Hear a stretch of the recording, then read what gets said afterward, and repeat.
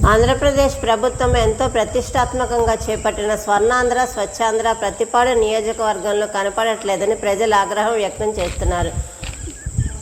గ్రామాల్లో ఉన్న డంపింగ్ యార్డులు నిరుపయోగంగా పడి ఉన్నాయని, వాటి వల్ల దుర్వాసన తట్టుకోలేక గ్రామాల్లో వ్యాధులు వస్తున్నాయని, పంచాయతీ అధికారులకు ఎన్నిసార్లు మొరపెట్టుకున్నా ఆలకించట్లేదని ఆవేదన వ్యక్తం చేస్తున్నారు.